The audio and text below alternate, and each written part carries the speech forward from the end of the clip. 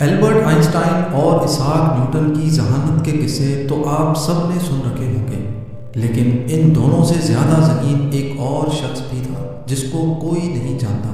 Einstein اور Newton کی عقل مندی اور کارناموں سے تو سب واقف ہیں، لیکن آپ یہ جان کر حیران رہ جائیں گے کہ ایک شخص ایسا بھی ہے جس کا آئی کیو ان دونوں سے بہت زیادہ ہے، مگر وہ گمنام ہے۔ یہ کہانی ایک ایسے شخص کی ہے جو دنیا میں اب تک پیدا ہونے والے سب انسانوں میں سب سے زیادہ ذہین مانا جاتا ہے۔ البرٹ آئنسٹائن کا آئی کیو لیول 160 تھا، اسحاق نیوٹن کا آئی کیو 190 تھا، لیکن جس شخص کی بات ہم آج کرنے جا رہے ہیں اس کا آئی کیو لیول 260 تھا، یعنی البرٹ آئنسٹائن اور اسحاق نیوٹن سے بھی کئی زیادہ۔ اس شخص کا نام ہے ولیم جیمز۔ یقیناً آپ نے اس کا نام بھی نہیں سنا ہوگا۔ ولیم جب 8 سال کا تھا تو وہ 8 مختلف زبانیں بولتا تھا۔ ولیم 1898 میں امریکہ کے شہر نیو یارک میں پیدا ہوا۔ اس کے ماں باپ انتہائی ذہین لوگ تھے۔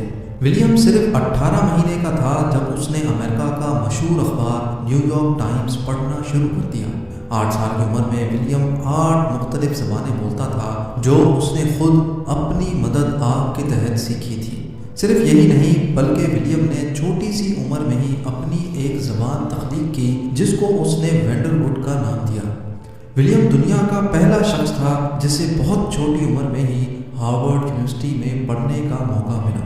ولیم کو ہارورڈ یونیورسٹی میں 1909 میں 11 سال کی عمر میں پڑھنے کا موقع ملا۔ صرف 1 سال بعد یعنی 1910 میں ولیم اپنے استاد کو میتھس پڑھایا کرتا تھا۔ اس چھوٹے سے بچے کی ذہانت دیکھ کر اس کو چائلڈ پروڈیجی کا خطاب دیا گیا، یعنی یہ ایک ایسا بچہ تھا جس میں اپنی عمر سے بہت زیادہ صلاحیت موجود تھی۔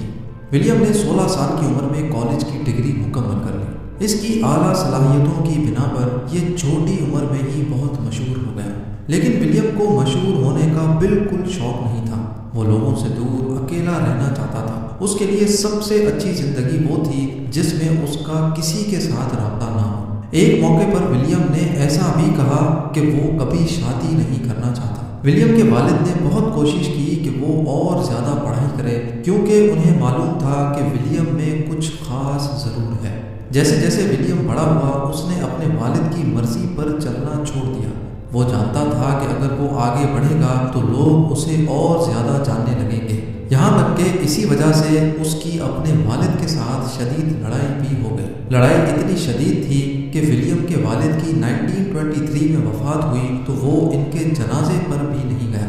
گمنام رہنے کے لیے ولیم نے چھوٹی موٹی نوکریاں کی، لیکن اکثر ایسا ہوتا تھا کہ لوگ اسے پھر بھی پہچان لیتے تھے۔ وہی لوگ جو اس سے پیار کرتے تھے اور اس کے بارے میں اچھی باتیں لکھتے تھے اب اس کے خلاف لکھنا شروع ہو گئے۔ ولیم نے ورلڈ وار 1 میں جنگ کے خلاف آواز اٹھائی جس کے نتیجے میں اسے 18 مہینے کی قید ہوئی، لیکن اس کے خاندان والوں نے اس کی بیل کروا لی۔ ولیم نے اپنی زندگی کا بقیہ حصہ تنہائی میں گزارا۔ اس کا اپنی فیملی کے ساتھ بھی کوئی رابطہ نہیں تھا، یہاں تک کہ اس نے اپنا پیٹ پالنے کے لیے لوگوں کے چھوٹے موٹے کام تک کیے۔ وہ انسان جو اپنی ذہانت سے بہت کچھ کر سکتا تھا، کچھ کیے بغیر صرف 44 سال کی عمر میں دنیا سے چل بسا۔